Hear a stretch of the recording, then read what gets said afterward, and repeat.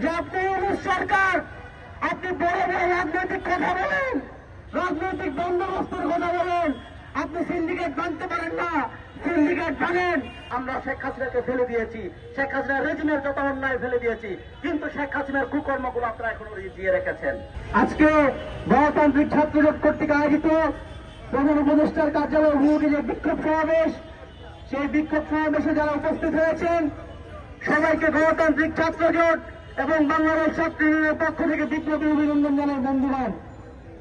বন্ধুগণ, আমরা আজকে বিক্ষোভ সমাবেশে লক্ষ্য করলাম রাষ্ট্রীয় বাহিনী কর্তৃক ন্যক্কারজনকভাবে বাধা প্রদান করা হয়েছে। আজকে আমাদের এই কর্মসূচিতে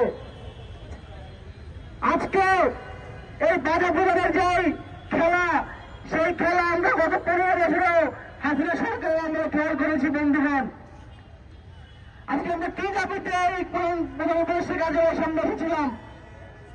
আমরা বলতে এসেছিলাম গণ অভ্যুত্থান হয়েছে, 6 মাস হয়ে গিয়েছে, এখনো ওই জুলাই গণ হত্যার বিচার শুরু হয় নাই। আমরা বলতে এসেছি যে আপনি সরকার, আপনি বড় বড় রাজনৈতিক কথা বলেন, রাজনৈতিক বন্দোবস্তের কথা বলেন, আপনি সিন্ডিকেট ভাঙতে পারেন না, সিন্ডিকেট ভাঙেন। আমরা বলতে এসেছি আপনি কার সাথে আলাপ করে কোন দুঃসাহসে আবারও ভ্যাট বাড়িয়েছেন, জনগণের উপর ভ্যাট চাপানোর চেষ্টা করছেন। আমরা বলতে এসেছি আজকে পার্বত্য চট্টগ্রামে আদিবাসী জনগোষ্ঠীর উপর যে নিপীড়ন, যে আগ্রাসন, সে আগ্রাসন বন্ধ করার জন্য সেখানে সেনা শাসন বন্ধ করতে হবে, তাদের ভূমির অধিকার দিতে হবে। বন্ধুগণ, আমরা আরো জানান দিতে এসেছি যে এই অভ্যুত্থানে শত শত শ্রমিক নিহত হয়েছে, সক্রিয় অংশগ্রহণ করেছে।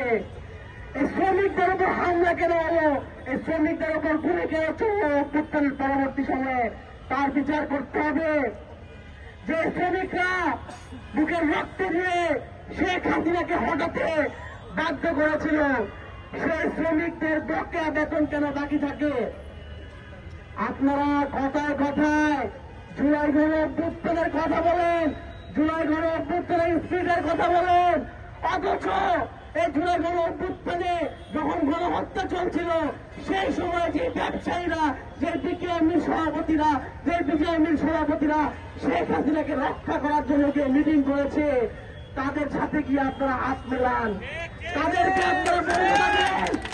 সেগুলো বন্ধ করার জন্য আমরা বলতে এসেছি মত প্রকাশের স্বাধীনতা নিশ্চিত হবে, মানুষের ভোটাধিকার নিশ্চিত হবে, মানুষের আয়ের উন্নতি বাড়বে, দ্রব্যমূল্যের যে ঊর্ধ্বগতি তার নিয়ন্ত্রণে আসবে, বাজার সিন্ডিকেট ভাঙবেন। আপনারা কি করতে পেরেছেন? আমরা লক্ষ্য করলাম এই দিকে আপনাদের নজর নাই, কিন্তু আপনাদেরকে পুঁজি করে সাম্প্রদায়িক গোষ্ঠী একসময় বাংলাদেশের স্বাধীনতাকে অস্বীকার করেছে, তাদের আস্ফালন দিনের পর দিন বেড়ে চলছে। তারা বাংলাদেশে যে মীমাংসিত ব্যাপার, সেই মীমাংসিত ব্যাপারগুলোতে তারা হাত দিতে চায়। জাতিসত্তা সমূহকে আপনাকে অন্তর্ভুক্তির মধ্যে দিয়ে নিয়ে আসতে হবে। আপনাকে তাকে যদি অন্তর্ভুক্তি নিয়ে আসতে পারেন, তাহলে যে অসাম্প্রদায়িক বাংলাদেশের কথা বলতে চাই, যে অপসাম্প্রদায়িক কথা বলছি, সে অসাম্প্রদায়িক বাংলাদেশ আমরা করতে পারবো। বন্ধুগণ, আমরা দায়িত্বহীনভাবে বলতে চাই, যাদের প্রচারণায় প্ররোচনায় বৈষম্যহীন বিরোধী আন্দোলনের সময় যে গ্রাফিতিগুলো আঁকা হয়েছে, এই গ্রাফিতিকে পাঠ্যবইটিকে মুছে ফেলা হয়েছে, এটা বলতে চায় শেখ মুজিবেরই উগ্র বাঙালি জাতীয়বাদের প্রতিফলন। আপনারা শেখ হাসিনাকে মানেননি, আমরা শেখ হাসিনাকে ফেলে দিয়েছি, শেখ হাসিনার রেজিমের যত অন্যায় ফেলে দিয়েছি, কিন্তু শেখ হাসিনার কুকর্মগুলো আপনারা এখনো জিয়ে রেখেছেন। শেখ হাসিনার কুকর্মগুলো জিয়ে রেখে এখানে বৈষম্যহীন বাংলাদেশের কথা বলছেন। এই বাংলাদেশ আমরা চাই না।